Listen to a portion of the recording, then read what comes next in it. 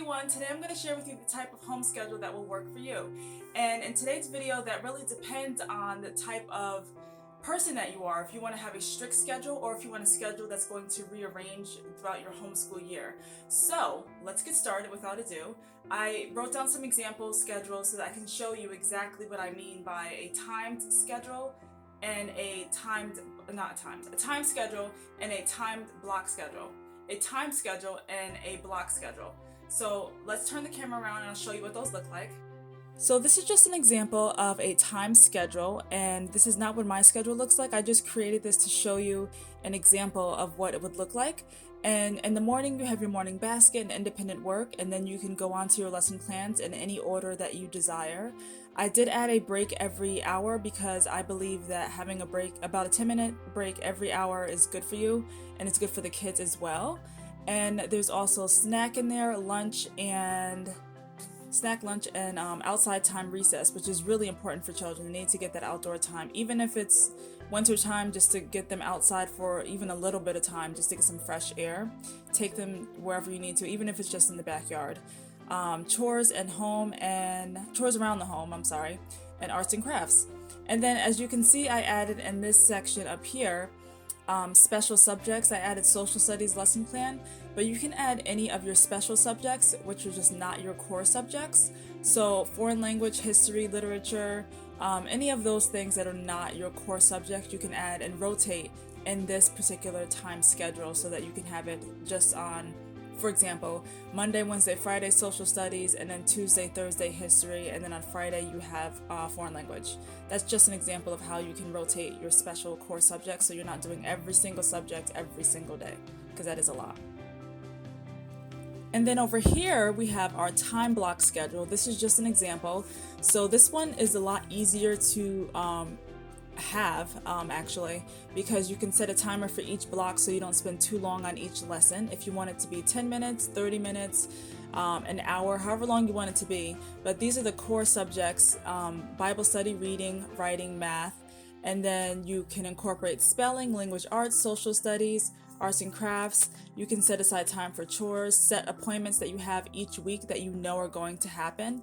I even added in a library trip. That's something I'm going to be doing with my family. So this is the type of schedule that I'm going to be using. I'm not going to be using the time schedule, but they both have their pros and cons.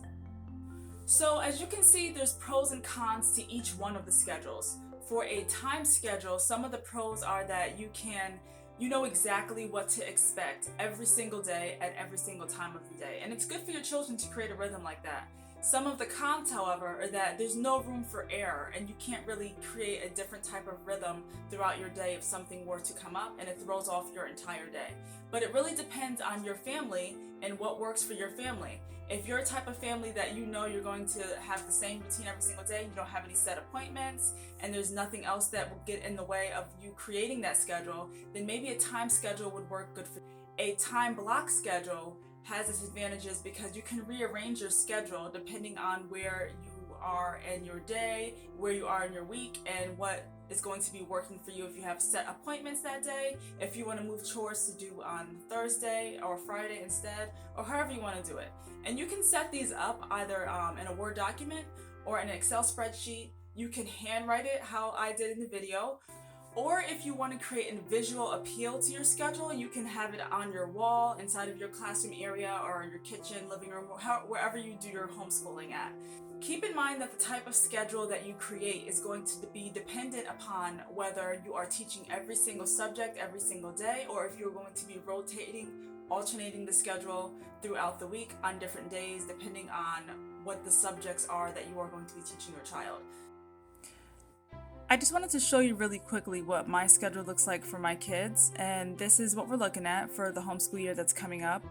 And my kids are in 2 different grades, so as you can see in this column here, I have my son's name and my daughter's name, and the bold part shows when they're going to be doing different activities, but they're going to be rotating these weekly subjects within a certain, weekly subject rotation will be rotated right here, but they both will be sharing these weekly subjects into here. I wanted to show you this because if you have 2 kids or more than 2 kids that are in different grade levels and they're going to be having shared subjects, but then they're going to have different subjects, such as he's not doing spelling yet, so he'll do an educational game.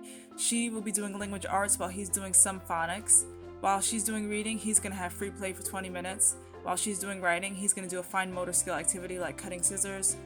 Not cutting scissors, I'm sorry. Cutting things with scissors and other fine motor skills.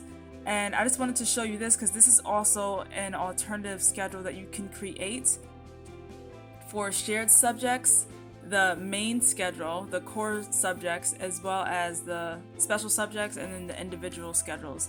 And then I just added their chores list on the bottom right there. So that is how you can create a schedule, a homeschool schedule that works for you. And if you have any comments, leave them below, and subscribe, hit the notifications bell, and so that you get notified every single time that I upload a video. And I will see you guys in the next video.